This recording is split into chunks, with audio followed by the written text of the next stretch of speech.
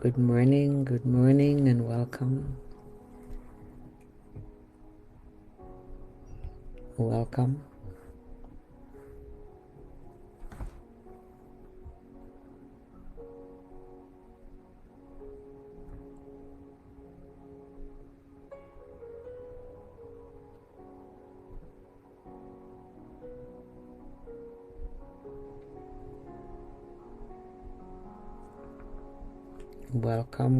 Welcome. Good morning.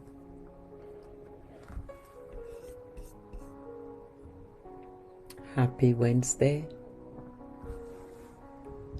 Happy Wednesday. Good morning.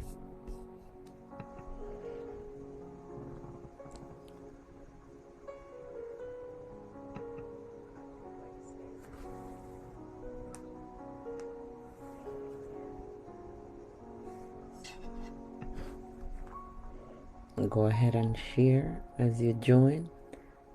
I invite you to share as you join. Hallelujah. Go ahead and share. May the Lord bless you.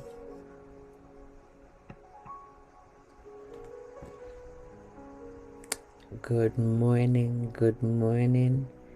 Wherever you are connecting from, welcome. Good morning. God bless you. Welcome, New Jersey. Good morning.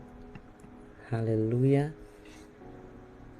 Go ahead and share as you join.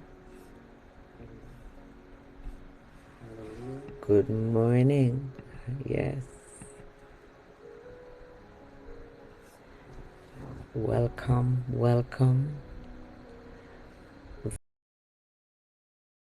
Beach. My God.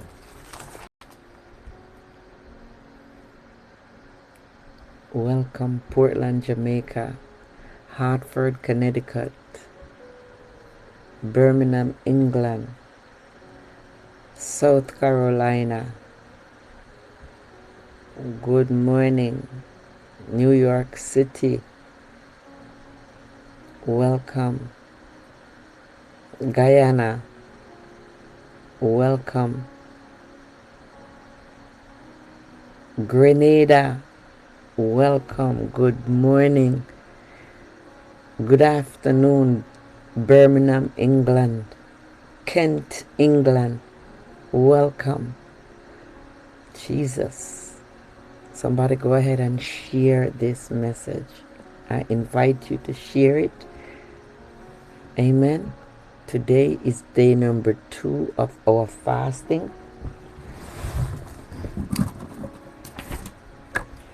Today is day number 2. We are praying for the children. Hallelujah. Yesterday was blessed. Yesterday's message was wide open, and we give God honor and praise for all the truths that came out so we can pray over them. Amen. We thank God for His goodness and His mercies.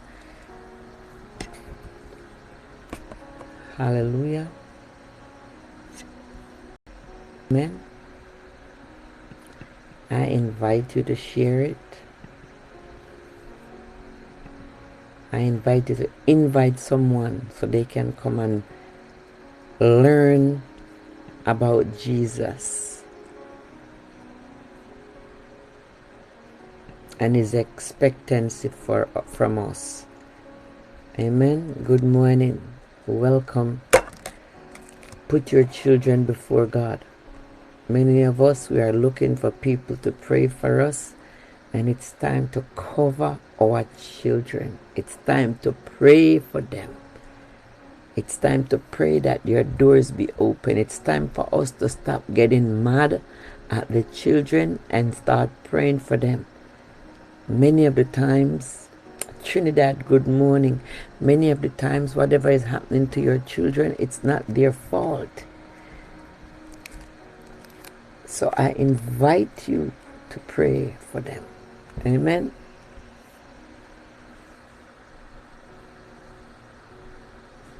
Hallelujah. Thank you, Jesus. You know, sometimes when the Lord speaks, it's so amazing things He say. Before we go anywhere, let us pray. Amen. Father, in the name of Jesus, we say thank you. Thank you for a second day that you have given us so we could be here on this fasting. Lord, we thank you for the word. Lord, we thank you, Holy Spirit, for your presence. We welcome you in our midst. Holy Spirit, we welcome you. Holy Spirit, we welcome you in our midst. And we say thank you for what you're doing. Thank you, Lord God, for the peace that you have given us, that no man can give us. No part of the world can give us that peace. Lord, we say thank you, Jesus, for your goodness and your mercies. Lord, we thank you, Lord, for the people that you have gathered here today so we can come in agreement and pray. Lord, we thank you for the people that you are sending to the ministry, the faithful ones that you have selected from different parts of the world. Lord, we say thank you for what you're doing.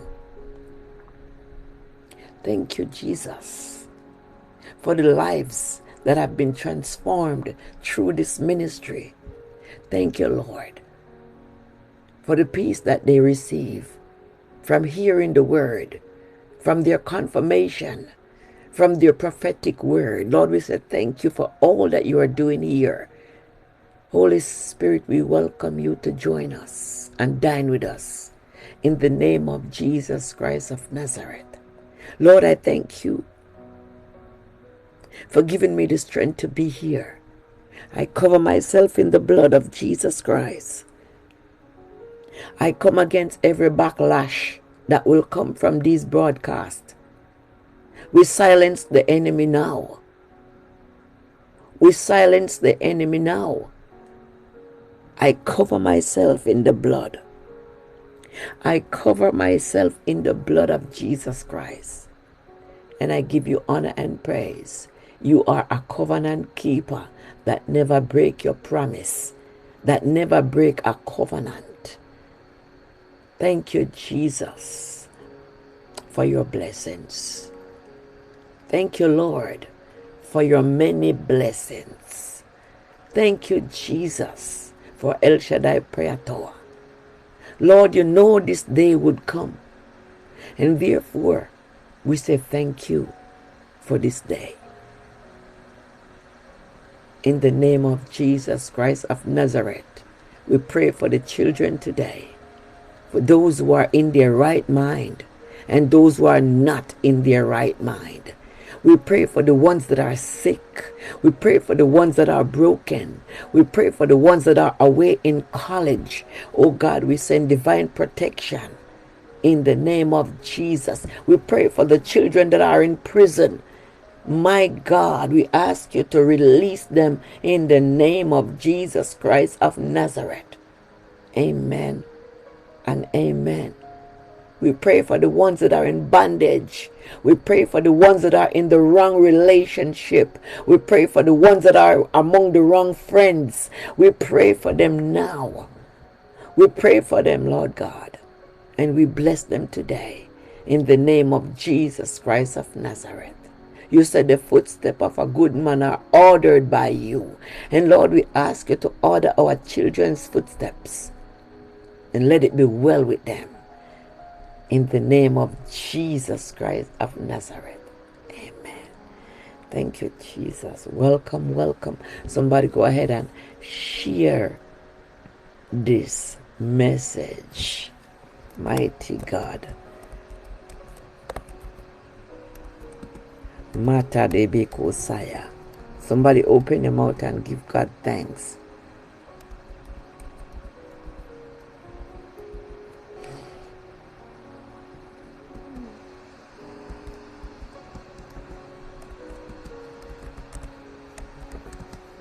Thank you, Jesus.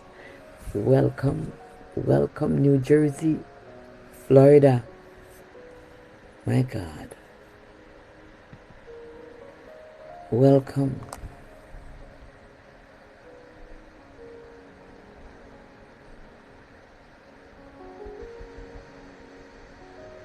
Thank you, Jesus. I surrender all to you, Jesus. All to Jesus I surrender. Mighty God.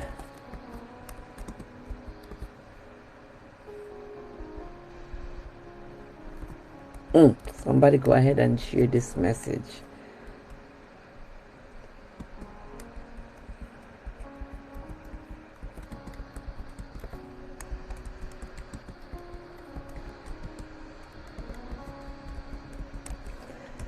Hallelujah.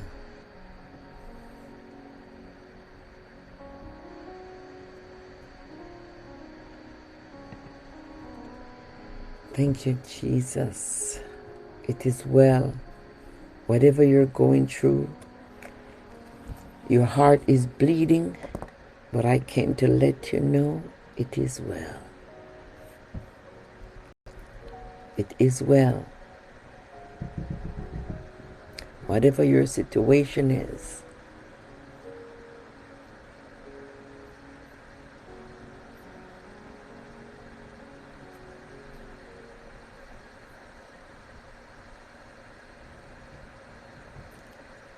hallelujah. Jesus. People of God, we are still praying for our children. My God. Jesus. You know, God is so faithful.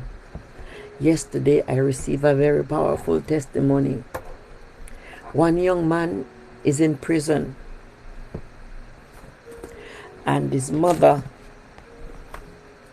I think she works at the hospital, and they were introduced to this broadcast. It's a young man, he's Caucasian, and what the Lord is doing in their life is amazing. Before he went to prison, he did not know anything about God. The mother was introduced to El Shaddai Prayer Tower, and she shared the information with her son, who is in prison. And now the young man is in prison preaching to men who has never heard the word of God before. Preaching in prison. The broadcast was shared with him. Now they're saying that they don't have access to the phone every day while they are in prison. Good morning, Georgia. Welcome. They don't have access to the broadcast every day, but they are down there in South Carolina in prison, and the young man is preaching, and we are praying that God bless them so they can have good network to watch the broadcast in prison. This is not the first time I hear of news like this. There's one young woman in prison in Panama who introduced her friend in America to the broadcast. They are watching. Jesus. They are watching the broadcast in prison more than they are watching it outside. I received the call yesterday, and I just sit there and praise God after I got off the phone. People need the word of God. Young man in prison. I asked God to help me to preach the word so those who are in need of it can understand my dialect.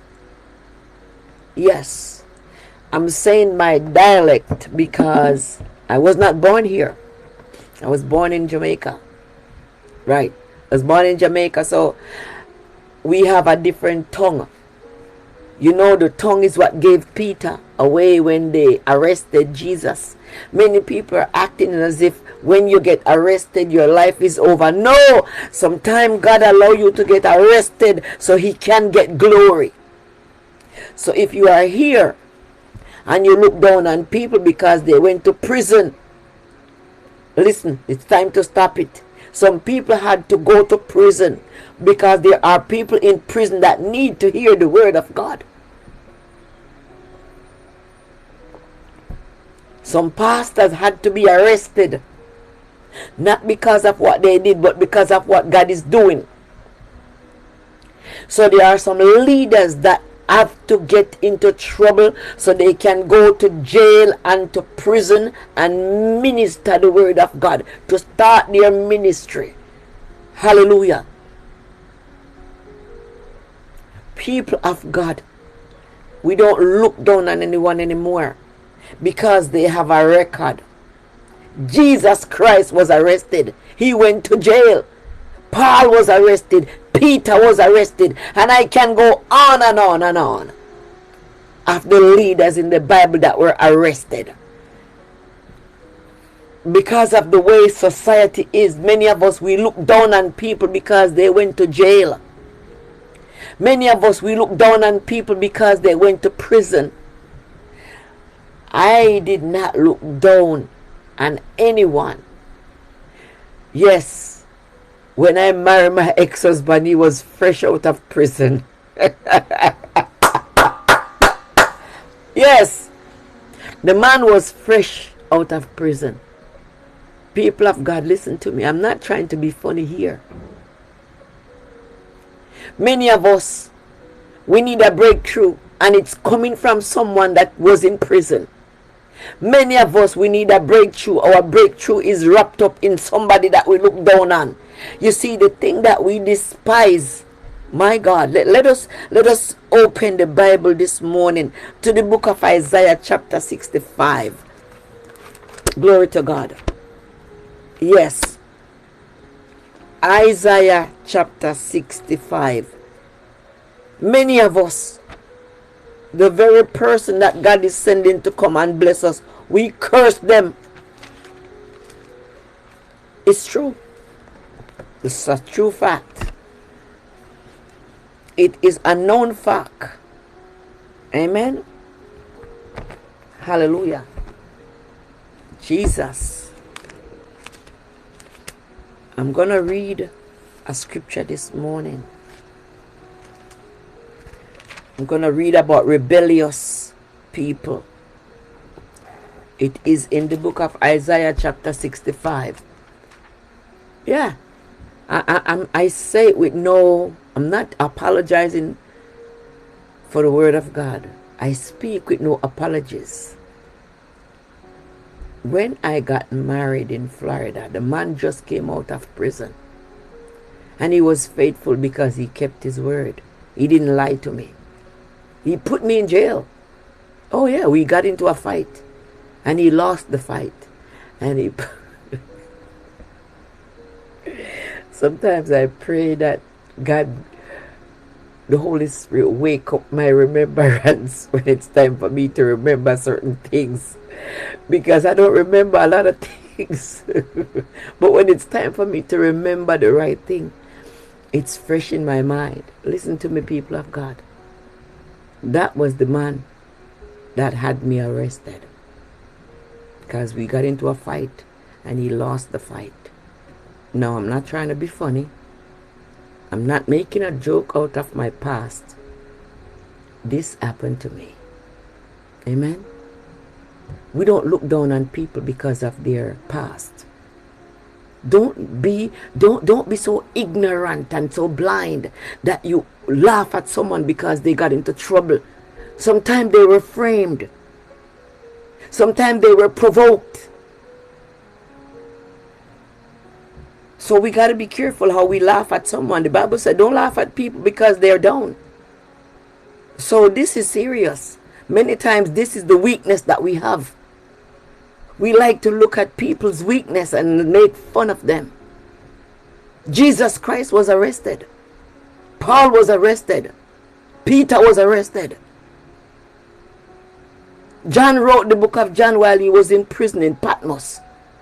He was in exile. That's how the book of Revelation came. From someone that was in prison. So It's not something to laugh at when someone got into trouble. Many times this is how God operates. They got to be away from society so he can manifest through them. When I got arrested, I prayed a prayer. I said, Lord, I knew what I did. I knew what happened.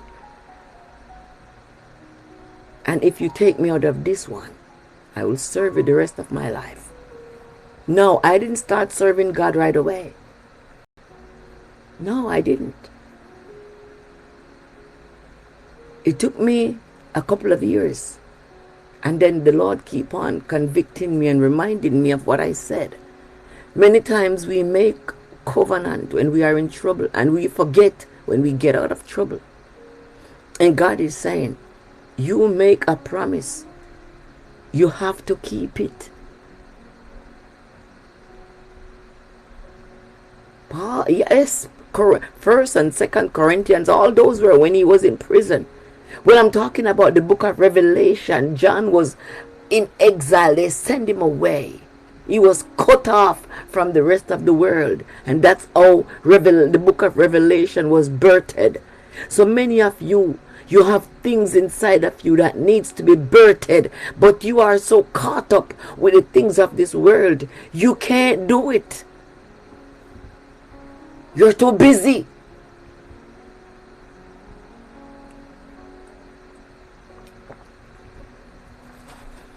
Many of us are so blessed. And we cannot see our blessings because we are so busy worried about what other people are. Yes. We are so busy concerning ourselves with other people's life. And that book that is trapped in us, we can't birth it out. That ministry that is trapped in us, we cannot give birth to it because we are so tied up being inquisitive in other people's affairs. So we are distracted from our true calling. It's day number 2 of the fasting. And today is March 16th.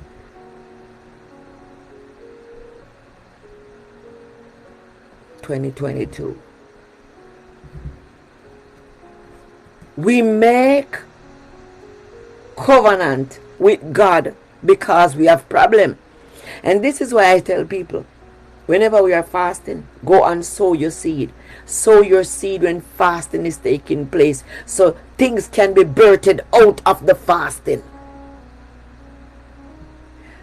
If you want to really know the truth, go down to the courthouse or go down to the prison, like at the end of the month, and see who is being released from prison when they let them through that gate with that little bag.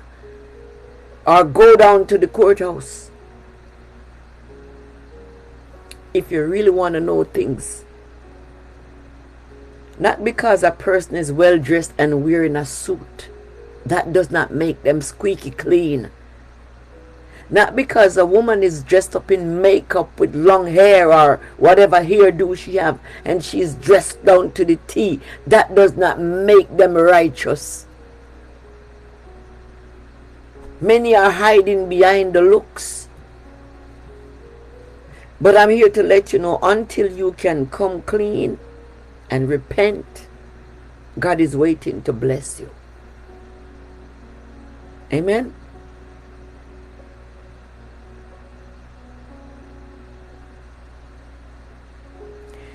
According to the book of Isaiah,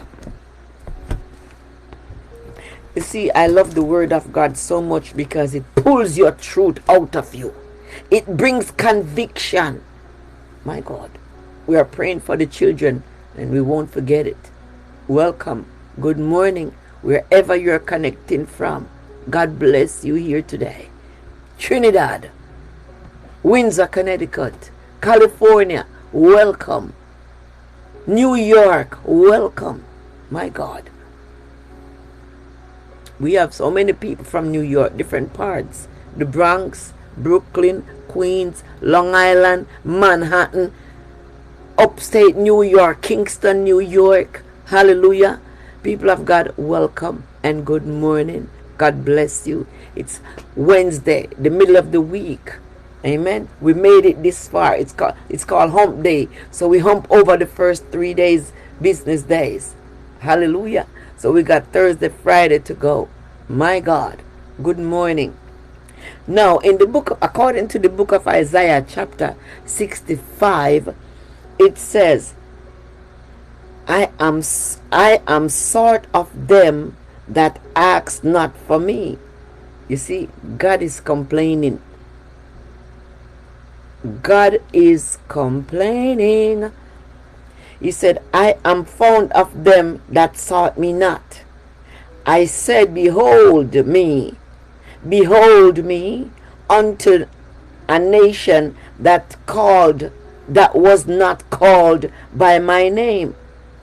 I have spread out my hands all day unto a rebellious people, which walketh in a way that was not good, after their own thoughts. You see, this is the problem that we are having today. We are doing it because of our flesh.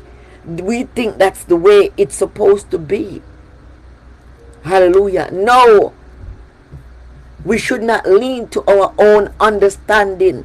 The word of God said, in all your ways acknowledge him, and he will direct your path. So you see, many times some people, they come to the platform and they grab something and they misunderstood, and they go away and they fix it their way. They write their own scripture. They are doing their own thing. If you are here and a sermon has been preached and you don't understand, send me a message and I will break it down to you even clearer, so you don't have to walk away and say it in the way you think that it was meant. No. I do my best to break down the scripture with no apologies. So when you're here, open your ears and pay attention. Don't leave with the wrong impression. Don't fix it your way. Don't come here trying to use your spiritual eye that is not open. You will leave blind, and blind cannot lead blind. Many of you, you're keeping your own service at your home. You're keeping your own church with friends at work and all of those things, and you are not leaving with the good, with the right sermon. Amen. Open your ears. The word of God is saying, I was ready to respond, but no one asked for help. I was ready to be found, but no one was looking for me. And I was saying, I am here to the nation, and they did not call on my name. All day long I opened my arms to a rebellious people, but they follow after their own evil path and their own crooked schemes.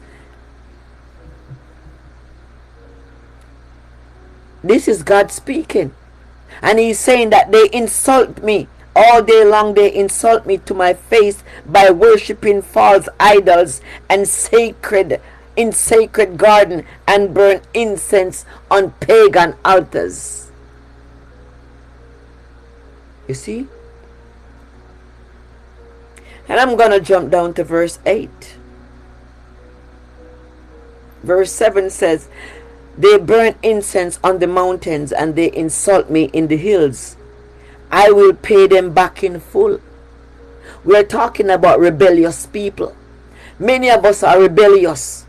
We behave rebellious in front of our children. And when our children begin to behave rebellious, we curse at them. We are angry at them. And they got it from us. Oh, have mercy, Jesus. We have these rebellious children that we train them to become rebellious. And when we see us in them, we call them all kinds of names. This morning I came to talk to somebody. I encourage you to share this message. Amen. Share this message. I invite you to share it. Don't just come. You see, we are fasting and we cannot mock God.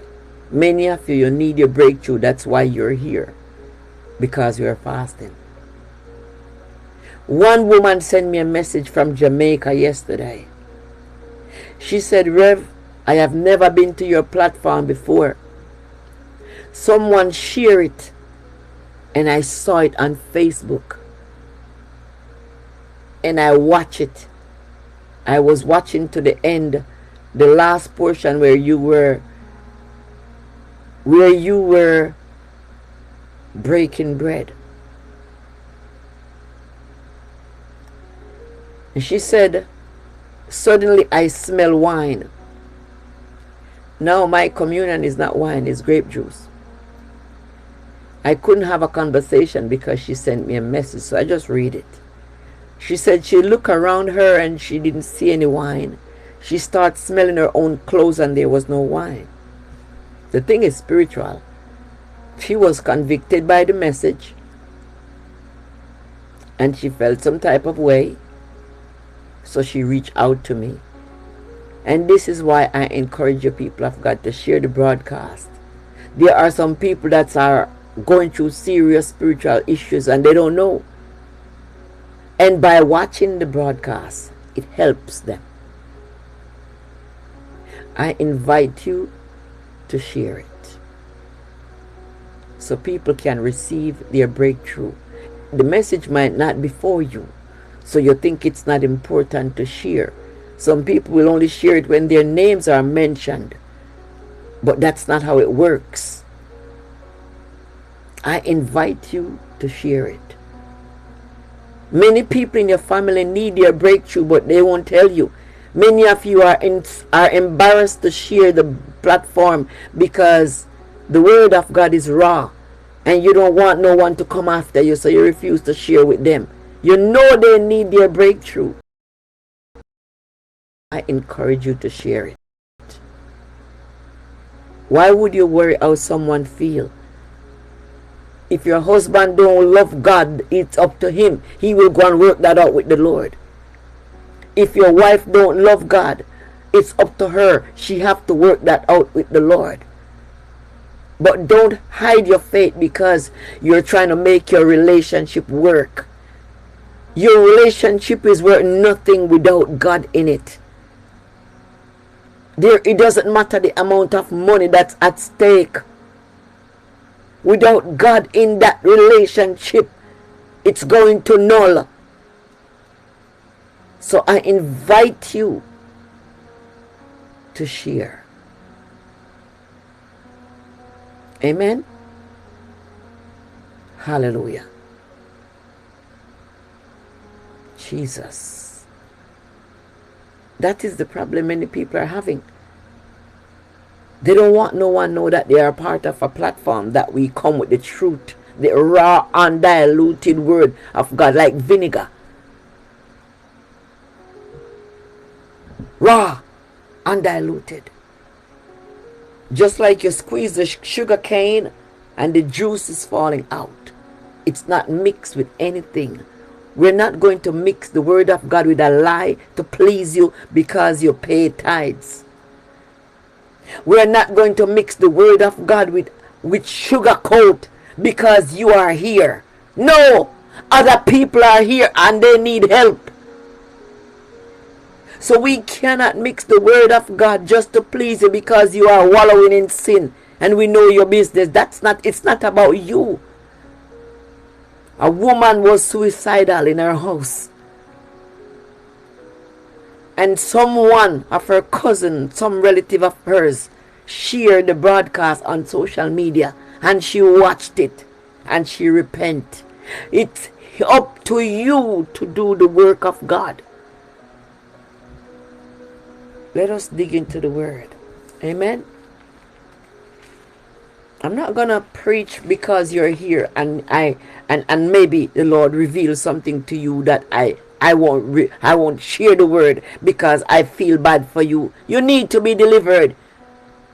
You need your deliverance. You need to repent. And stop talking about people are preaching on you. Nobody's preaching on you. Don't do that.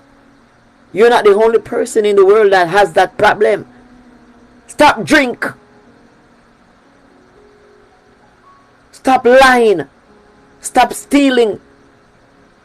Stop backstabbing your families.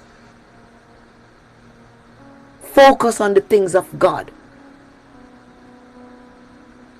You're pointing finger at the children and you are worse. That's why we are here to pray for them. You have your flaws and you're only pointing out other people's flaws. What's wrong with you? This is why I don't joke when I'm saying things about myself. People don't like to deal with you when you go to prison because you have a record. But Jesus Christ was arrested before they kill him. John the Baptist was arrested before they kill him.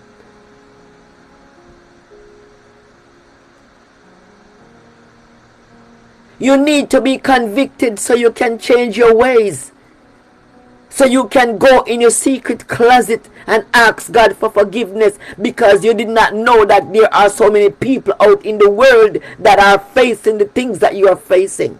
And yet you are searching, you are jumping from ministry to ministry because you refuse to change. You are jumping from church to church because you refuse to change. It's time to repent. Yesterday the Lord was using me to talk about that pastor down there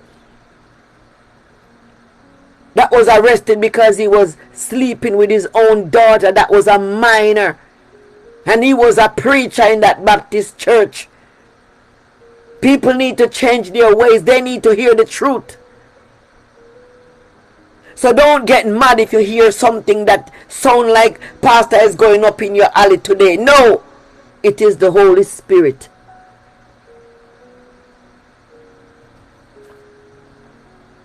Many times people are in the church and they won't stop with the thing that they were doing. One woman said to me, Pastor, I cannot leave this man because if I leave the man, I won't be able to pay my rent. I said, God will provide. Leave that man alone. He's not your husband.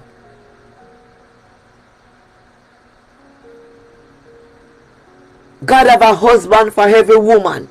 He have a wife for every man. Why would Paul say let every woman have their own husband and let every man have their own wife? Because there is someone for everyone. Many people are married but they are still looking. What are you looking for? Work out your relationship. Close your door and go work it out. And leave people alone leave people out of your business. Leave people out of your business. Don't drag anybody into your mess. And when problem come, you point finger. You know what you got yourself into. Work it out. The Bible says work out your salvation with fear and trembling.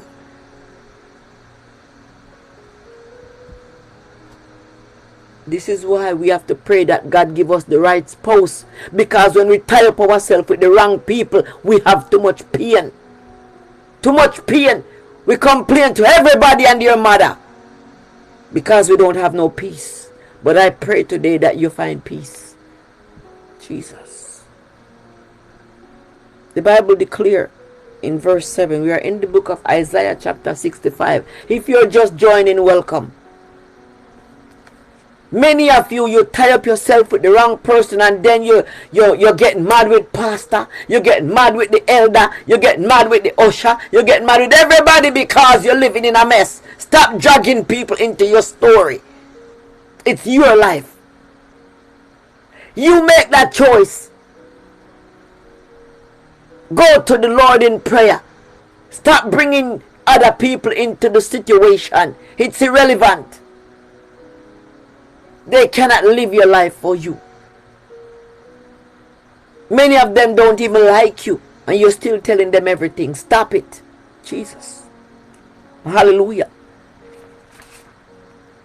The word of God never lie. Amen. It says in verse 7, I'm going to read verse 7 again. Both for their own sins and for those of their ancestors, says the Lord. For they also burn incense on the mountains, and they insulted me on the hills. I will pay them back in full. Verse 7 said, I will pay them back in full. Therefore will I measure their former work into their own bosom. So when somebody tell you that they're going to measure it into your own bosom, it means that they're going to give it to you in full. Fully loaded, they're going to come back to you. So God was threatening them because they despise God. They don't pray. We are dealing with a nation that don't want to hear the word of God anymore. They only want prophecy. We are dealing with a nation that only wants you to preach what they want to hear. We are dealing with a nation that are rebellious. We are dealing with a nation that are evil. We are dealing with a nation that are corrupted, and they have corrupted the leaders to believe that if they don't lie and misbehave, they won't go to heaven. It's a lie. The word of God cannot change. The word of God will never change. We cannot tailor the script. You see, let me tell you how and why things are the way they are here on El Shaddai. We need to do things right. We cannot let anything slip through the crack. You don't know who is here watching that need a breakthrough. You have to be disciplined with the word of God. Things have to be done in order because God is a God of order. When you allow certain things to slip through the crack, there is always people out there who are waiting for you to fail. There is always people out there who are waiting. They're looking for the fine print to see where you mess up. Not everybody is here for the word of God.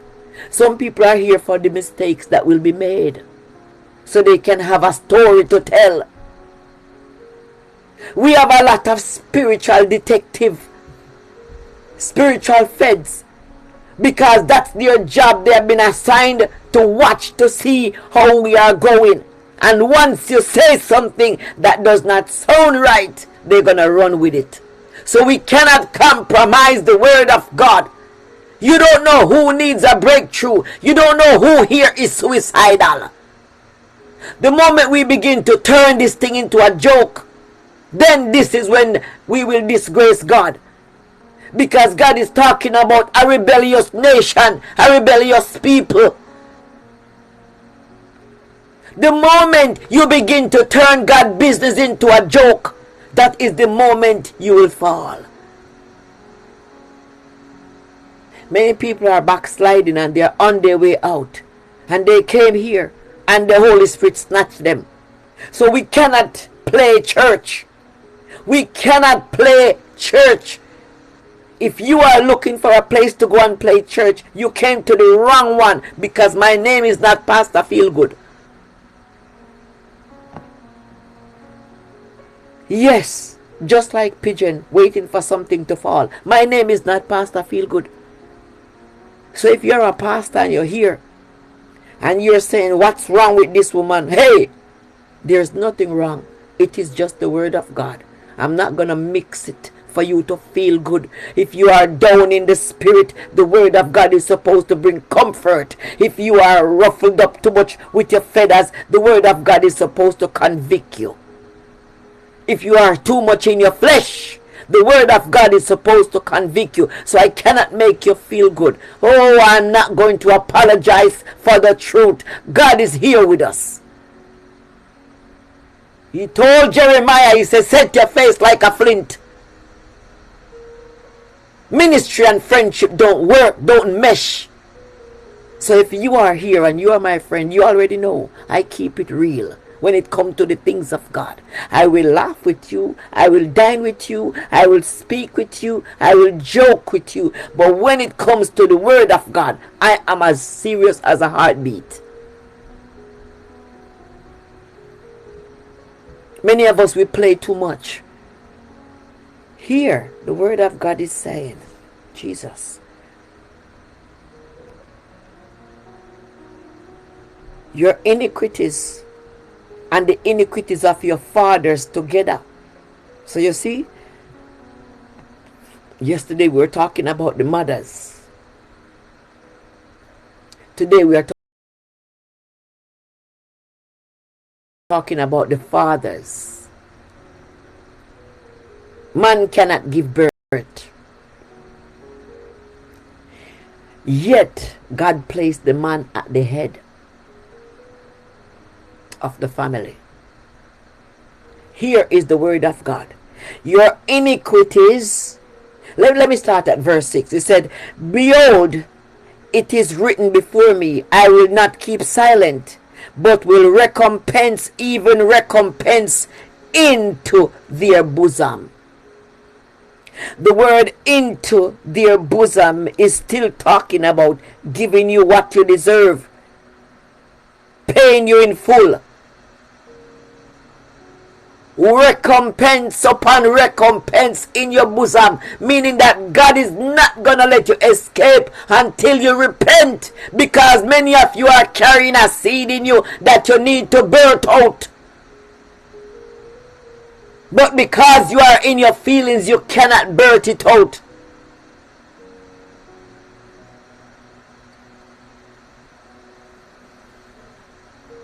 I am living here in Connecticut for a long time. And when I gave my life to the Lord, when God snatched me out of the fire, I spent a year in that church. They asked me to join the usher team. I told them, no, I want to go on the intercessory team. No, I did not know how to pray. I didn't know how to pray. But that's what I wanted for me. You see, this is the problem we have. We want what we want. And when we cannot get what we want, maybe I was not good looking enough to be on the intercessory team. Maybe I was not qualified. But that's what I wanted. And they didn't listen to me. And so I left the church 1 year. I spent 1 year in the church after I got baptized. I left the church. I was invited to a church. I didn't just leave the church. I was invited to a church. And when I went to that church, I spent like 4 years in that church. I was not jumping from church to church. I spent 4 years there. And when I leave, I was trained. They were training me to be a pastor because I was in Bible school. And when I left that church, I went to a different church. I got a flyer in the mail. You see, this is how God works. I received a flyer in my mailbox. And I went to New York to visit a friend that was visiting from Jamaica. And while I was cleaning my car, I came upon the flyer. The Lord told me, don't sleep here in New York. Go back home and visit this church. This is the church that I got ordained. I spent 5 years in that church. So I know what it feels like for God to lead you to a place where you need to be. When the woman invited me to that church the first time, she said, the Lord told me to invite you here. And that woman never come back to the church. Sometimes someone take you to a place and they left you there because the Lord led them to do it. And this is why in the book of John chapter 15, when you bring people to church and you're leaving, don't pull them with you. Leave them alone. You don't know why God used you to bring them there. Maybe that's your assignment. People of God, I spent 7 years in the church. Upon the 7th year, I was released last month in February. Upon the 7th year, I want you to check with me clearly. The first church I went to, I spent 1 year, and I was baptized. I got baptized before I started going there. They baptized me during their revival. And I was invited a year later to a different church. That church, I spent 5 years there. And upon leaving, I was already been training for a pastor. Then, I went to visit a friend and I was checking my mail. You see, God have a way to move mysteriously in our life. I did not know anything about the church. When I got to the church, I saw one of my neighbor. So I said, maybe that was the one who dropped the thing in my mailbox. But in the end, I found out it was not that woman. Some other neighbor dropped the flyer for the church invitation in my mailbox. I didn't know anybody in there except my neighbor. It was not easy because we are different nationalities. But God kept me there, and I pressed. And I pressed, and I pressed, and I held on. Here I am today, 7 years later. I've been ordained. They released me. It was amicable. So I can go out in the world and preach the gospel. I don't know what you came looking for here today, but the Lord wants me to share this information with you. Humble yourself wherever you are. Message will be preached that you don't like. That does not mean it's time to go yet. Many times I tried to leave that church. One day I found a Pentecost church. And I like the way they play the music. I like the energy that was in the church. So one Sunday I went, say I'm going to visit that church. I'm done with these people because I can't take it. So I found a Jamaican Pentecost church filled with fire. They invited me there for a New Year's Eve service, and I went. So one Sunday now I said, I'm done with this church. These people are pressuring me. I'm not going back. And I sat there in the car fixing my makeup, getting ready to come out of the car to visit the church, the Pentecost church. I know how they are because I went there once. And people of God, all I hear the Holy Spirit begin to tell me, I did not send you here. This is not where I send you. This is not where I assign you.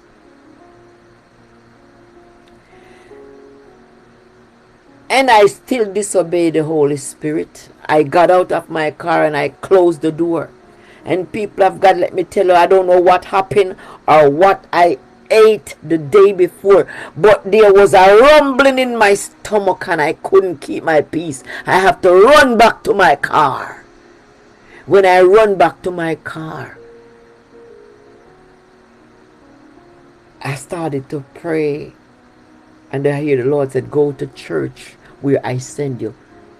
And I drove across town and I went to church. I didn't need to use the bathroom. My stomach settled.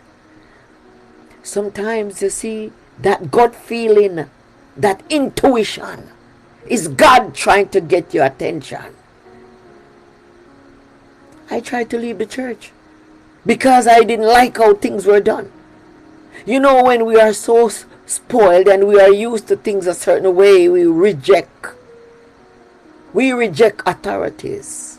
We reject good leadership. We reject everything good. Not everything was perfect. Not everything was orderly. I would lie if I say that. But where God wanted me to be. So there were things that He needed me to know that I didn't know.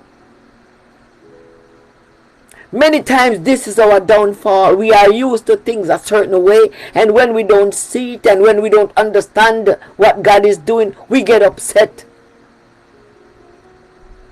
God will move you, but let God do it His way.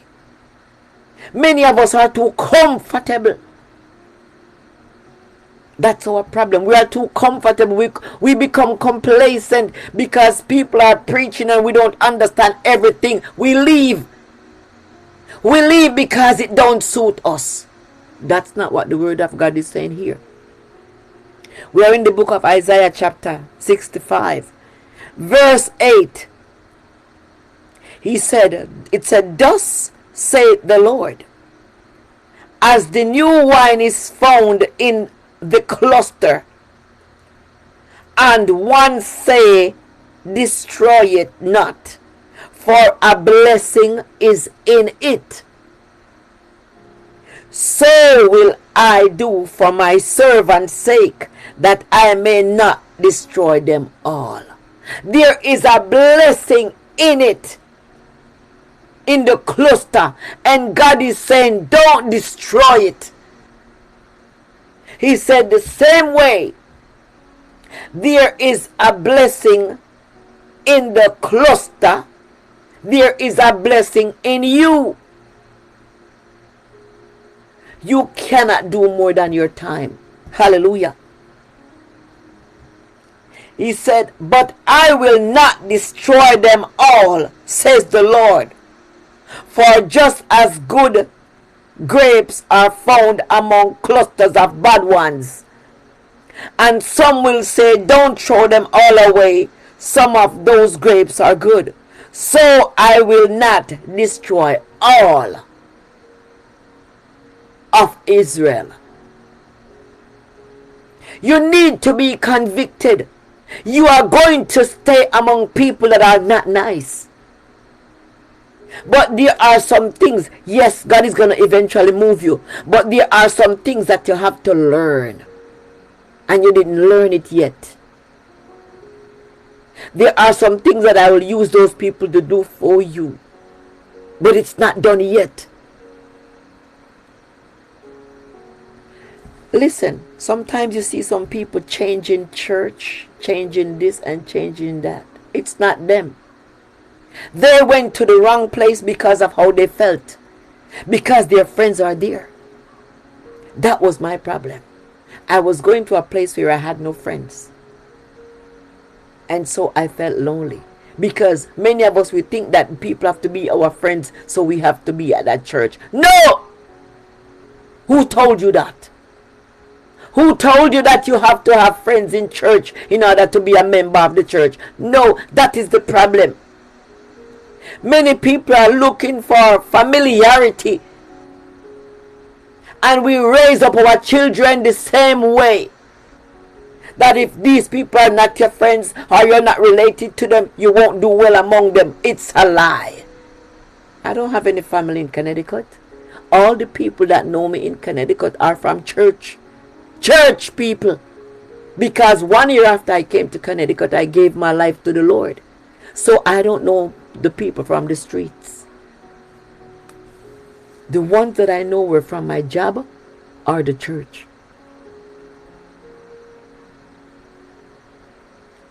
Let me tell you, I've been here since 2008. And the first year I have been here, it was all good. But in the second year, that's when I gave my life to the Lord. A friend of mine came to visit me from Florida, because we used to go to every nightclub in Fort Lauderdale and Miami. So when she came out here, she thought we were going to go club hopping. It didn't happen. We went restaurant hopping. And when she realized that Stone Love was going to play and I'm not going, she started to cry. I said, why are you crying? Because I came all this way here so we could go. I said, you're joking. You didn't tell me that. That night we went to Stone Love. And when I got into that club, I got hot. So I went to the bathroom to wash my face. Who was in the bathroom? One of my daughter's best friends. She said, Mommy, what are you doing here? That I was ashamed. I was not baptized yet, but I was ashamed. Someone who is calling me Mommy is in the same club as me. Old lady, I'm old. For my daughter and I to be at the same nightclub, it's a disgrace. That's how I felt. My friend went back to Florida. Yes, because she came and had a wonderful time. That was the same week I gave my life to the Lord. When God is calling you, things that you used to do, you don't do them no more. So I don't listen to people who said, I used to do this and I'm going, hey, that's a lie from the pit of hell. Place that you used to go, you don't go there no more. Things that you used to say, you don't say them no more. Let God lead you, so you can be a good a good instruction. Give good instruction to your children. Because if you're not being led by the Spirit, then the devil is taking over. If you are not being led by the Spirit, then you are led by the devil. There is no middleman here. I felt so ashamed. I felt so useless because this young lady used to come to my house to eat. She called me Mummy. That's the respect she had for me. And when I went to that club that night, and that was the only time I have ever been into a nightclub in Connecticut, and I thought something was wrong with me, but nothing was wrong with me. God was calling me. When God calls you, you will know that it's God call you, because the things that you used to do, you despise them.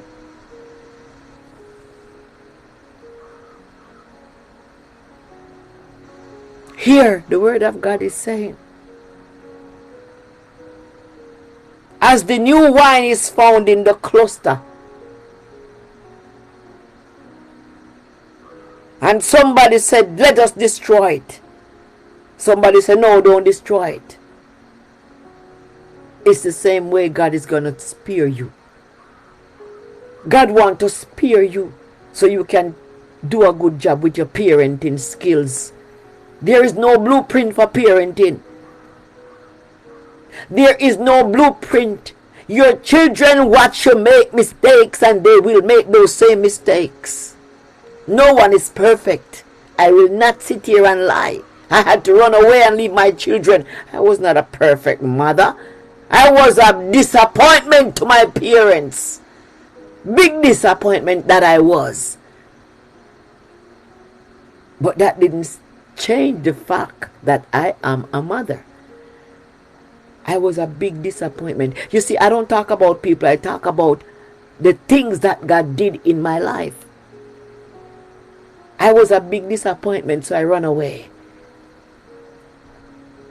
Many of you here can identify with what I'm saying. When God is calling you, He make an example out of you, so your family will look up to you. Hey, Jesus. You might be among some bad grapes, but yet good is in you. And God is saying, I'm not going to destroy you because you are among some bad people. I'm going to separate you. I'm going to pluck you out from among them. I was a disappointment because my life was messy. I don't want to look back.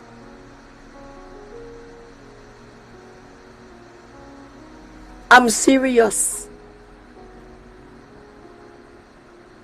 When God changed you, there is no way you're going to go back to doing the things that you used to do. No. Because He turned you.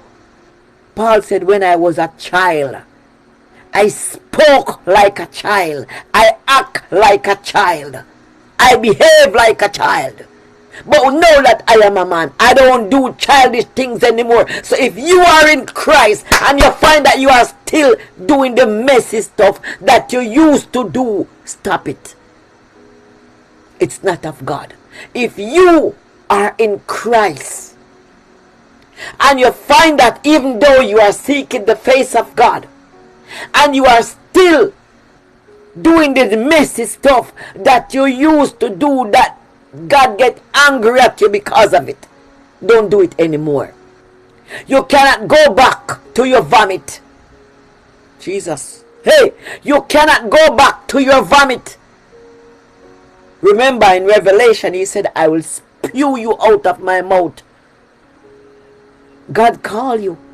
But yet now and then you still go back to doing that visit that demon. According to Galatians 5, Galatians 3, Paul said, who be with you? Who be with you that you still start off so strong in the spirit and now you're perfect in your flesh? When God changed you, you're not supposed to talk the way you used to talk. And it doesn't matter what degree you have. It doesn't matter what level you are at. It doesn't matter if you're a pastor, you're a preacher, you're an apostle, you're a teacher, or you're a prophet. No! When God changed you, you're supposed to change. There's supposed to be a change in you. It's supposed to be evident. People are supposed to look at you and see the change. You don't behave the way you used to behave, like when you were wretched in sin. No! So how will you raise up children right if you are living that life? I had to run away because I was a disappointment. God made an example out of me, and this is why I can boldly sit here and talk.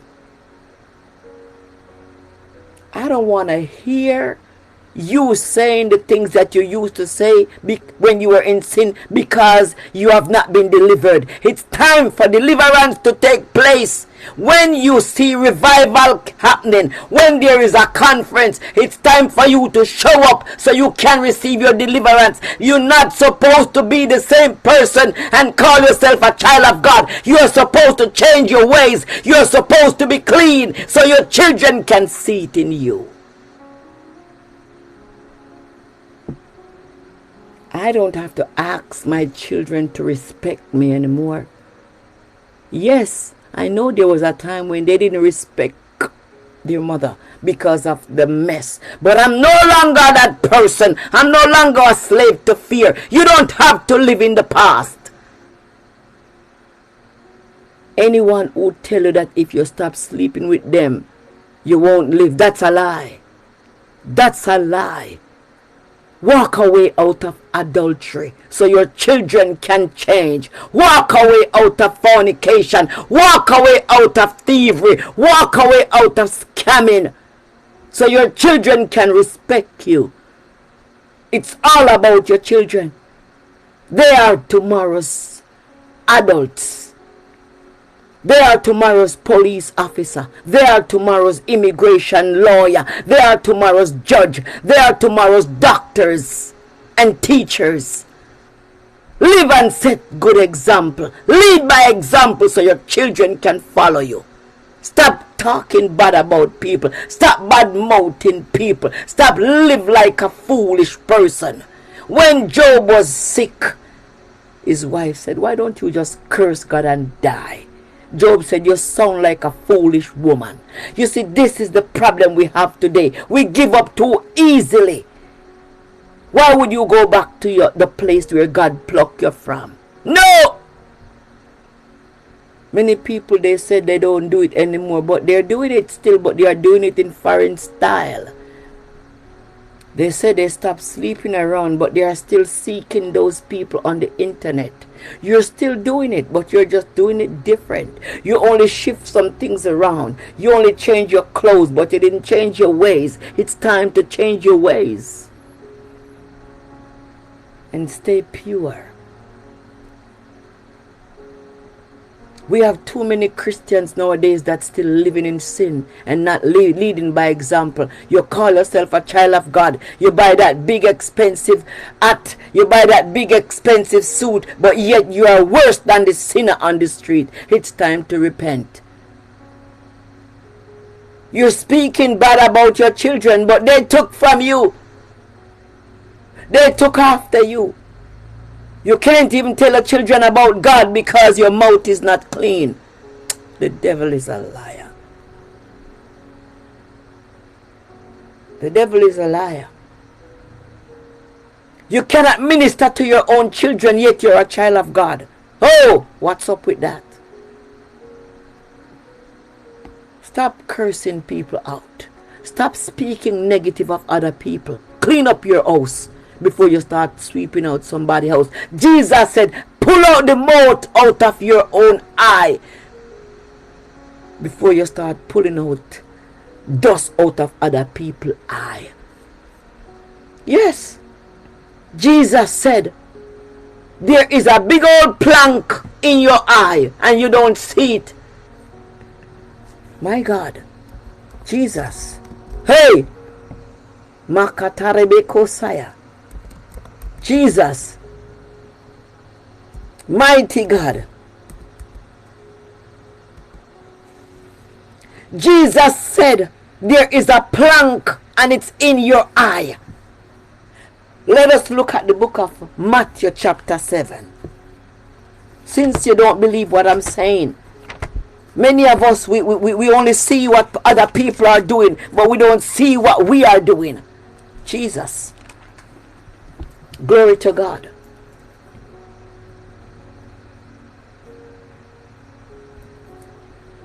Mighty God. Jesus.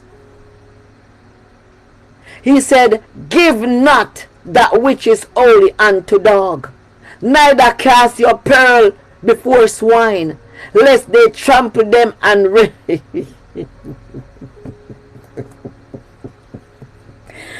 Ay, Jesus. Say, yeah. Thank you, Holy Spirit.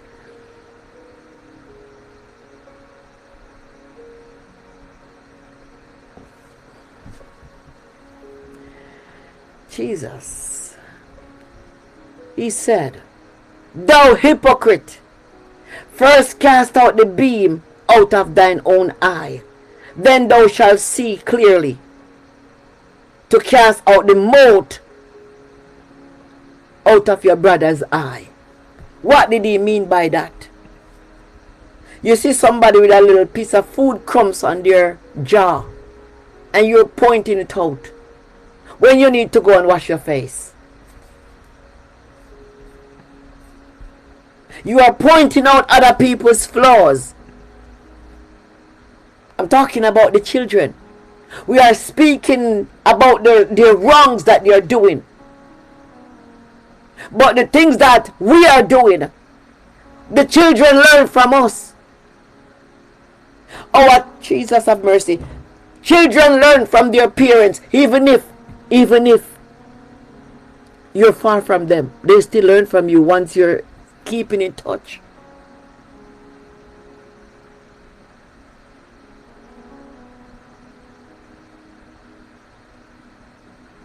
It's time to change, so our children can see a change in us. Somebody said, change me, oh God.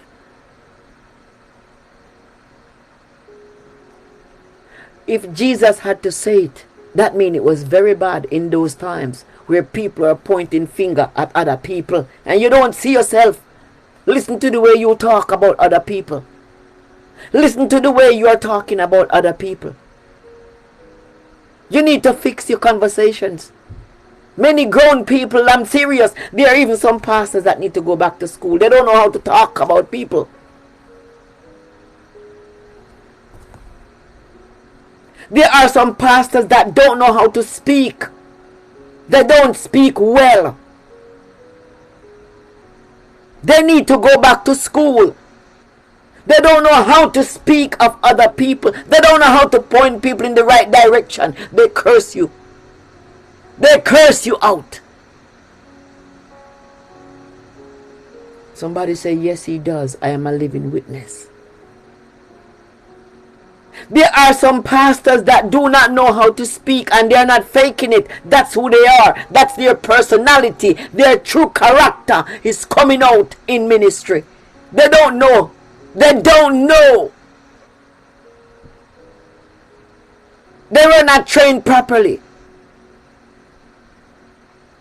So they will behave anyhow. And they will disgrace you in the church. They will ridicule you. And they can't hide who they are. They are trying to pluck out the mote out of your eye. And they have planks in theirs. They can't even see. Jesus called them hypocrite.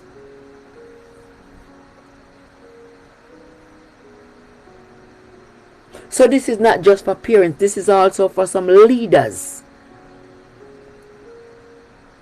Pointing out other people's life story and theirs are not in order. Somebody said, Lord, set me right.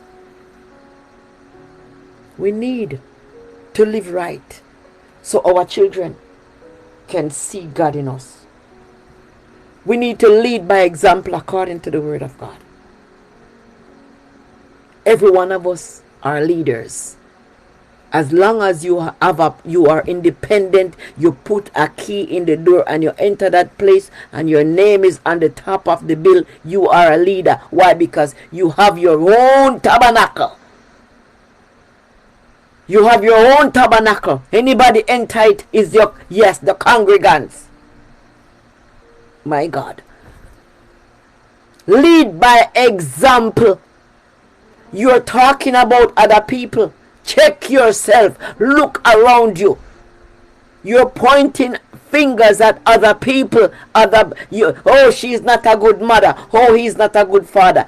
Check your status before you begin to talk about other people. If you want to become a good parent, be prepared to respect and take constructive criticism. Give constructive criticism. Stop criticizing people where they can't learn and they get lost out of it. And this is when we understand that some people are not qualified to speak to you. Because they don't even know how to speak to their own. They can't run your house. How are they going to tell you how to run your house? If they cannot run your house, how are they going to run your house or help you to monitor things in your house? Examine yourself.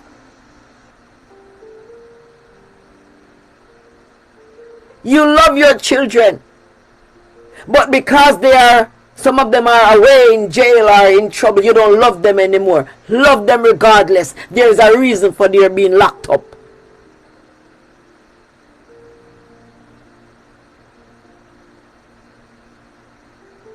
There's a reason why the judicial system have them.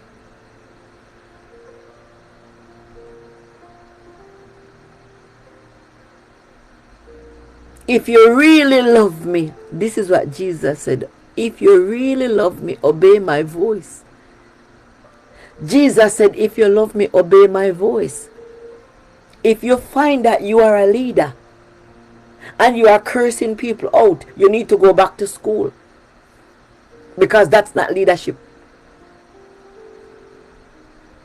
It means that there are some things about you that you need therapy. Oh yes. A lot of pastors are damaged, but God bless them. They need help. Some people are crying out for help. That's why they curse you out. They need help. They need to go back to the drawing board.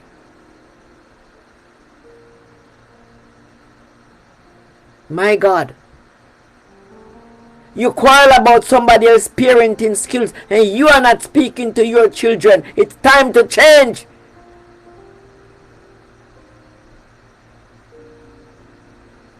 Listen to me, people of God. How will you grow if you don't hear the truth? How will you know if the person that's leading you is sugarcoating it for you to feel good?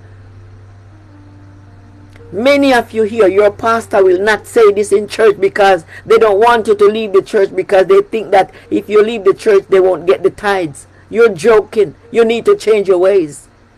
So I'm telling you, I speak with no apologies.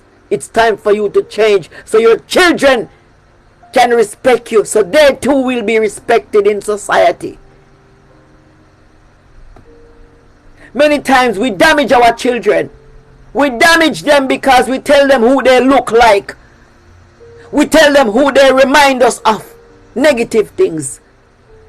So we damage our children. We mislead our children.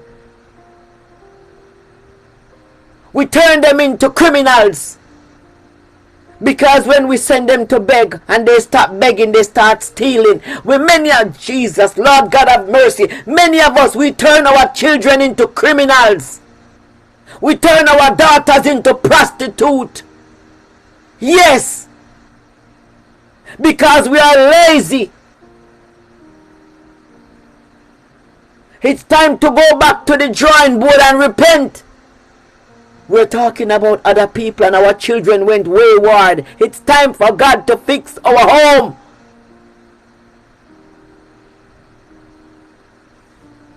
We can't compromise the word of God. Jesus said, look, go and clean your eye before you start talking about somebody else's eye. It means that you have some flaws that you need to take care of before you start pointing out other people's flaws.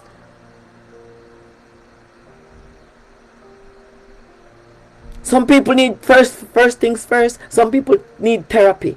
Secondly, some people need to go back to school to get education so they know how to present their case, so they know how to teach, so they know how to really preach to people, because they're not preaching, they are cursing people out.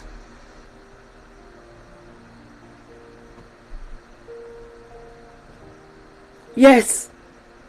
Why they're cursing people out? Because they need deliverance. They need help. You hear somebody calling and making noise? There is a need. There is a need. There is a necessity why they're making that noise. If you hear a dog keep barking every day, there is something wrong. I remember yesterday I was just looking at an old video in my phone that someone sent.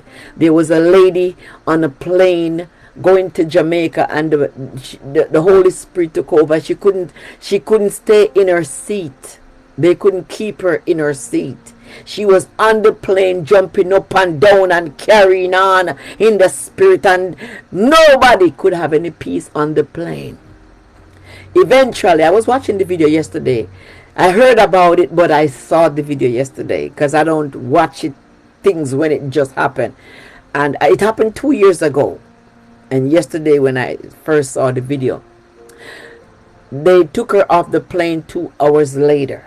Come to find out, there was something wrong with the plane engine. So when you hear noise, when you hear that barking, there is always a reason for that barking. The plane was getting ready to go to Jamaica. Hallelujah. So it was a full flight. I saw the video yesterday. It was a full flight going to Jamaica. And one woman, the Spirit of the Lord took over, and she was in the Spirit. She could not sit in her seat. And the woman was jumping up, calling for Jesus. That's all. She was saying, Jesus, Jesus, Jesus, Jesus. I feel the presence of God watching the video. And remember this. 2 hours later, they took the woman off the plane. And then they found out that there was something wrong with the engine on the plane. So whenever you hear somebody making a lot of noise, listen them good. Sometimes they say empty barrel make the most noise. There is something wrong with the barrel. There is a leakage.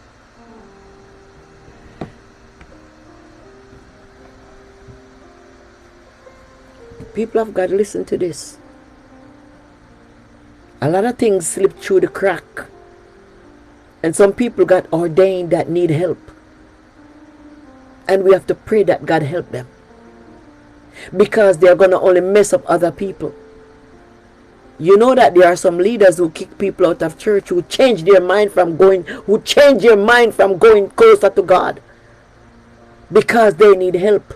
It got through the cracks. They got ordained. It's psychological and it's spiritual. They were messed up as a young person and they didn't get any help. The hand of God is upon them. It can be changed. They can get help. They can get help. The Bible says you have not because you ask not. And when you ask amiss. The reason why some people are not getting their blessings in church, because their leaders are not being blessed.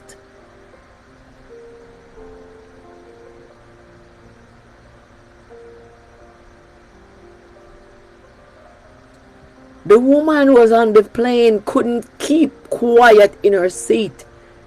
So yesterday, I think it was either a 5 or 8 minutes video.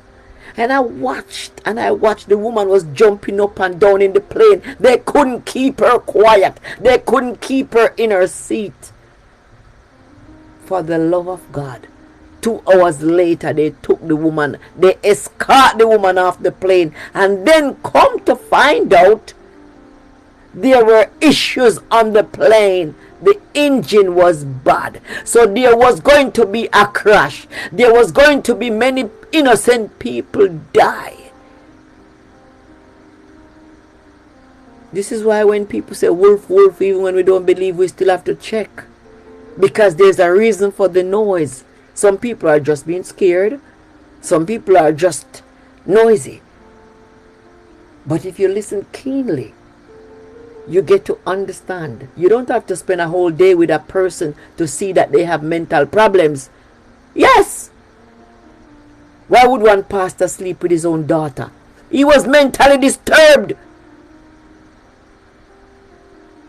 Something troubled him from his past and he didn't get any help. So now he is a pastor, a leader of a big congregation, and he's sick. Just imagine the amount of people that were not being blessed in that church because the leader was not in his right mind. So I'm sitting here, I'm talking to you, I know what I'm saying. There was a pastor right here in Connecticut, a priest. He was a ringleader of a big drug trafficking thing going on, and child trafficking, that's what they call it, right? Trafficking young girls right here in Connecticut. And he was arrested. He was behind it. In his head, it was, he maybe lose a screw, his brain went out to lunch, something happened. So there are a lot of people in leadership that need help. It was in the news. He is a priest in Connecticut, the state of Connecticut, United States of America. And he was into child trafficking and drug trafficking. How could that be? Something slipped through the cracks. Those who ordained him didn't get to see that part, that screw that needs to be tightened. People of God, if you need help, seek help. Seek help. Seek help. If you are here and you know things are not right based on this message that came today, it's for your children's sake. Yes, child trafficking. Right here in the state of Connecticut. So I'm not making up anything to throw any stones. I'm telling you what I see and what God showed me. These people, it slipped through the crack. They need help.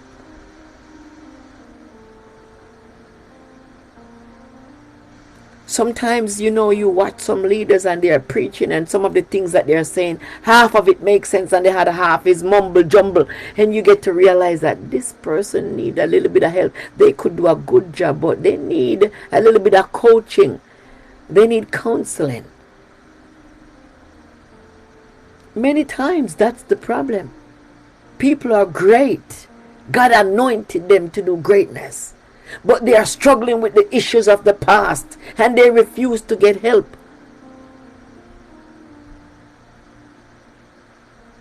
I pray that you give birth so your children can see that greatness is in you.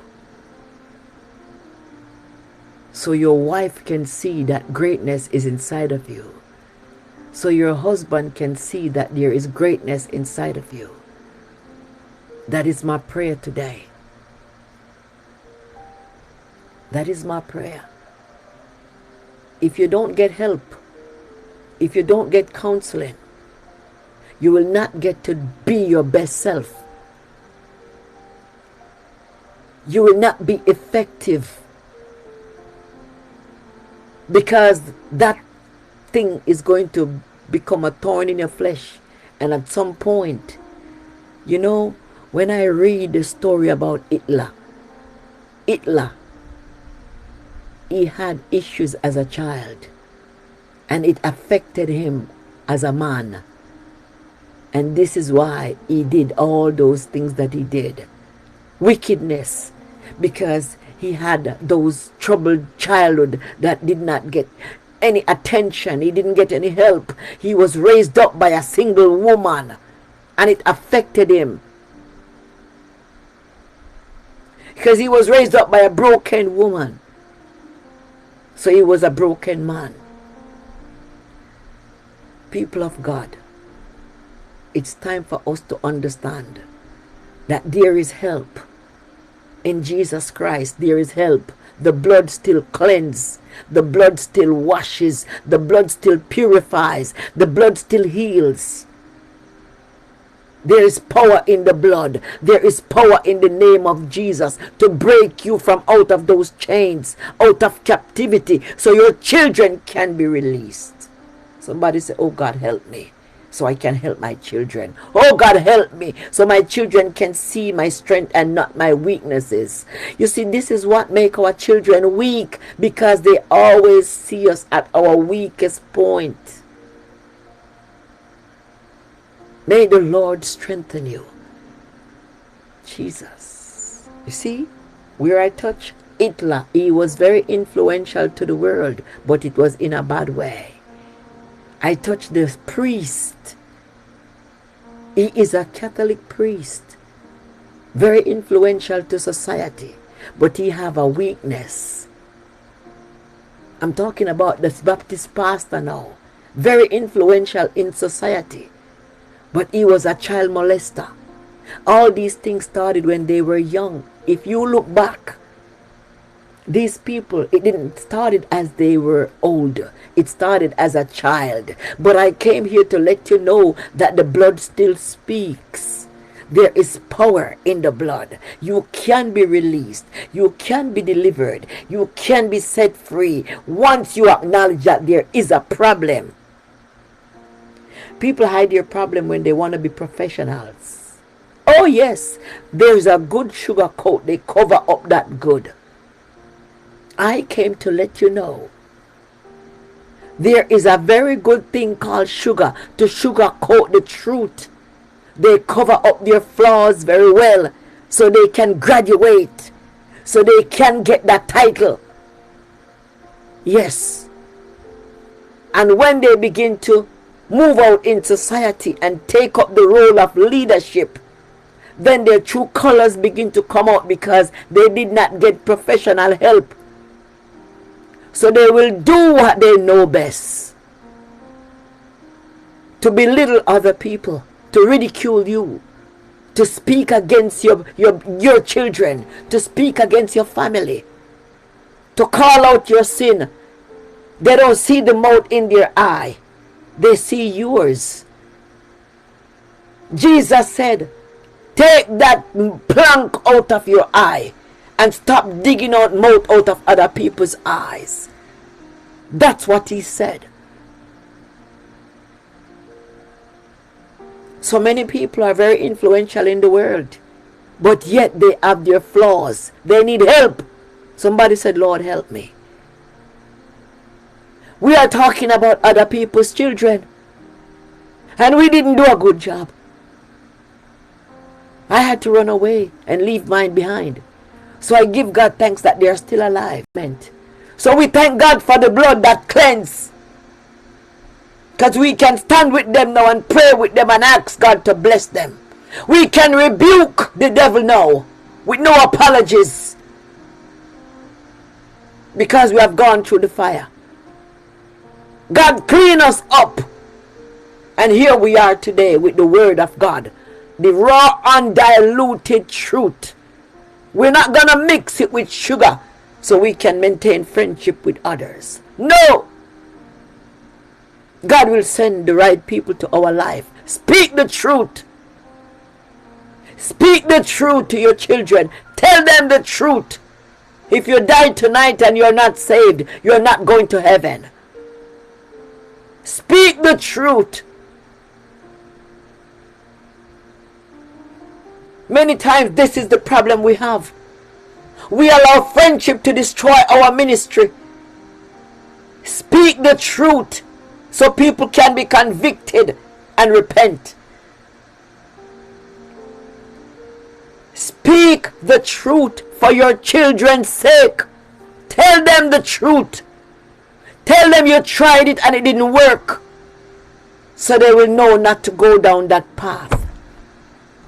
My God. Thank you, Jesus. We can't get up every day and create a life of a lie. Live your truth. Acknowledge who you are. Look where God picked you up from. Stop pretending to be somebody you're not.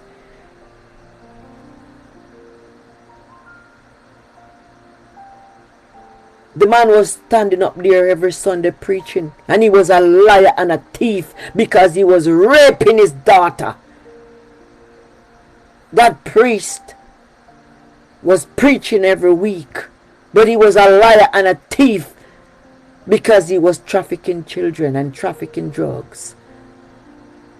Hitler was a wicked man because he had a terrible childhood and he did not get any help. You see, it starts as in our life as children. And if we don't get help, we will be the worst people in society. Liars and evil and wicked because we need help and we pretend to be something we are not. Our flaws slip through the cracks many times because of the favor of God. Go and get help. Go and get help. It's time to repent. The woman was jumping on the plane because the plane was about to crash. So the Spirit of the Lord was making all that noise in the woman so it would distract them from taking off. Only come to find out the engine was bad. It's time to change your ways. God will send people to warn you. But will you answer to the call? Will you repent? Will you turn from your wicked ways? Will you turn from your sinful ways? God is saying it's time to change. Only you know what you did. It affected your children because you refused to repent. I had to repent. Because I don't want my children to go through what I've gone through. So I ask God to forgive me of my sins. I ask God to remove those things from me. No one is perfect. But you can be perfect with Jesus Christ. He said none of us is clean. We are like filthy rags. Our righteousness. That's why he said, be holy. Because he who called you is holy. Stop pretending. Your children are watching you. Stop lying and cheating and backbiting and backstabbing. Stop pointing out other people's sin. Clean up time. We are not here to talk about anyone else. It's time for us to be clean. We use what other people go through as example to let you know it's time. There is help. The blood still washes. The blood still cleanses. The blood still heals. There is power in the name of Jesus Christ. My God. Somebody give God a praise. Somebody give God a praise. If you are on this fasting with us, I encourage you to grab whatever you have. If it's water, you have, grab it. If it's grape juice, you have, grab it. If it's crackers, you have, grab it. If it's bread, whatever you have, grab it. It is the word of God. And I speak without apologies. We need to clean up our ways so our children can be blessed. Many times it's us that blocks our children blessing. In the book of Mark, the Bible tells you that the man did not believe in the word of God, and Jesus said to him, what did you just say? If I can do it? And he said, Lord, forgive my unbelief. So our unbelief can cause our children to be sick. Our unbelief can cause our children not to get their healing because we don't believe. The man said, Lord, forgive my unbelief. So I pray that you release your children by believing the word of God. I pray that you begin to release your children so they can be blessed. I pray that you release those children that they can see the light and come out of the dark. Tell them the truth. Don't hide it from them. Don't block their blessings. God entrusts you with these children. Now it's time for you to turn them over to Jesus. When Anna turned over her son to Jesus, to God, to the tabernacle for the rest of his life, she kept her word. And God blessed her womb many times after. Don't hold on to the children because they are you're hiding behind them. Don't hide behind your children. Tell them the truth. Repent. Raise it up before God. And said, Lord, breathe afresh upon this element. Breathe afresh upon this element, O God. That there will be a transformation when I take it. Lord, heal me today. I ask you in the name of Jesus Christ of Nazareth to cleanse me, to wash me, to purify me, O God. Change me, mighty God. Change my story. And anything from my childhood that's blocking my blessings, remove it from my life, O God. I repent. Forgive me for my sins.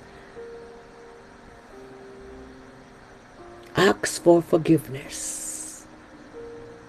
Ask for forgiveness. Ask for the Lord to cleanse you and wash you. Ask for the change to come.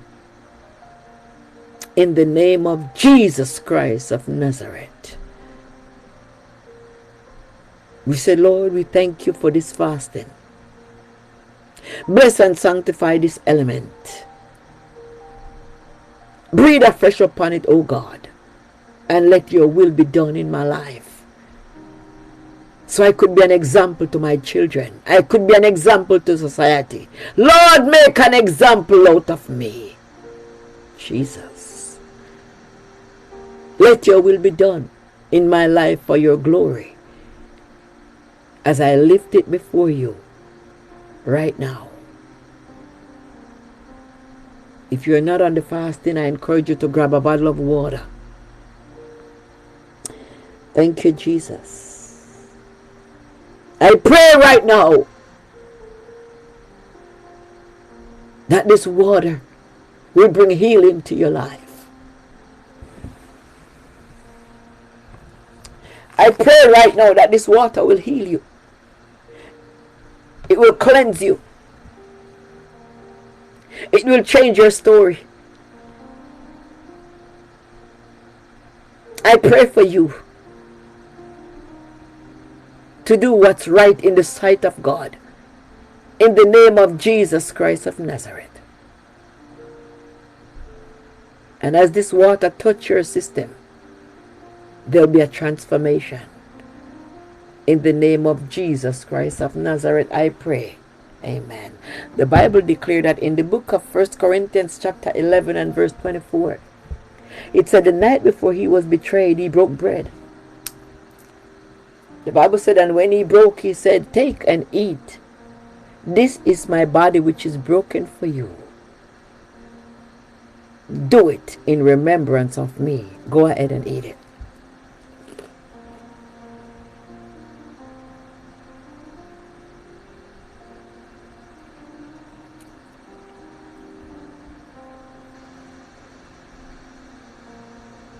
My God.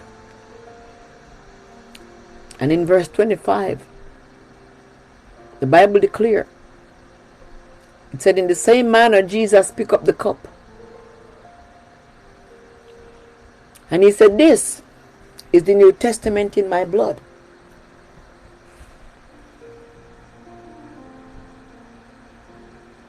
This is the New Testament in my blood.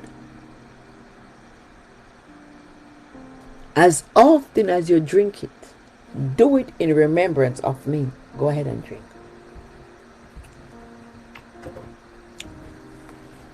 Hallelujah. Thank you, Jesus. The Bible said Anna was barren. And money was not a problem in her family. Her husband had 2 wives.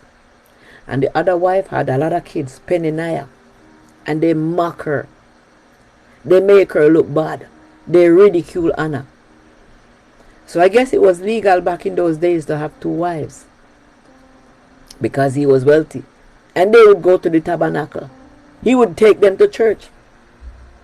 But one year Anna decided that she's not going to eat and drink anything because she needs something. She needs to prove to her adversary that she can give birth. And that day she went to the tabernacle and she fasted. While everybody was eating and drinking, Anna didn't touch anything. She was praying in the spirit. And when the priest saw her lips moving, he said, why are you here drunk? When are you going to stop? Put away that wine. She said, I'm not drunk. I'm a woman of a sorrowful spirit. She didn't tell him what her problem was. And he looked at her and he said, may the Lord grant you your request.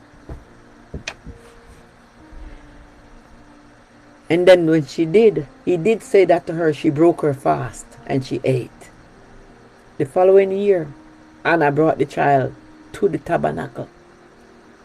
Because she made a promise to God. She said, God, if you give me a man child. She was specific. She said, God, if you give me a son, I'm going to give him back to you for the rest of his life.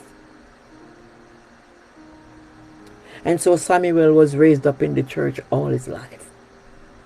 There are some people that for them being in the church all their life, it's a blessing to their family.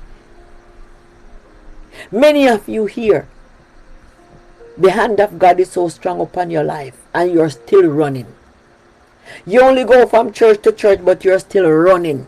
You don't know who you are. You're still running. But I came to let you know you are like the Samuel in your family. Once you find a place to settle in the church, the Bible said those that are planted in the house of God will flourish in the courts. Once you find a place and settle, then the blessing will begin in your family. Yes, that's what happened to Hannah. She was able to give birth again and give birth again and laugh at her adversary. And her son was being raised up in the church, dedicated to God. So many of us, that's where we belong.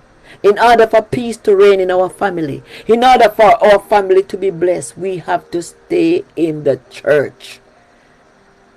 Because that's where we belong. My God. So we give God thanks for today's message. And people, remember, we are fasting with no meat. It feels good. You know, yesterday I indulged in some pasta with vegetables and it was good. It was good. I feel bad I had to go for seconds. Yes.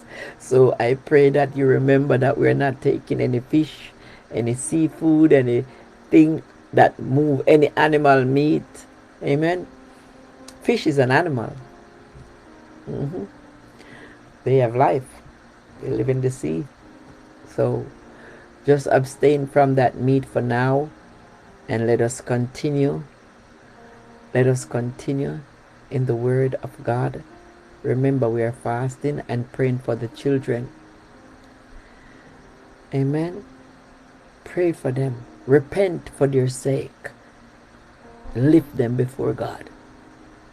Stop looking for people to help you to pray for your children when you are the one that's holding them back. It's time for you to repent, so the curses from the father bloodline and your mother bloodline don't affect your children. Many times that's what holding back our children, the bloodline curse. So today, remember, when you pray, break those curses. If it's your first time, welcome. Welcome. My name is Reverend Joycelyn Radigan. Welcome. God bless you. May your life never be the same after today. Amen. Glory to God. I thank God for his goodness and his mercies and what he's doing in this ministry. You know, honestly speaking, I did not know that this is where God was going to take me, because I had other plans. Yes. So God do it his way. So we pray that God send us faithful people, the right people to join us, that will be a part to support the vision of the ministry. Yes. Because to every ministry there is a vision.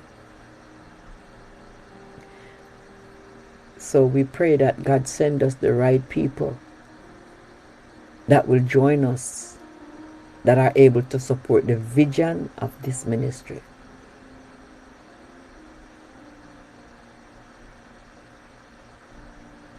Somebody said, this is definitely for me, and I'm sowing a seed.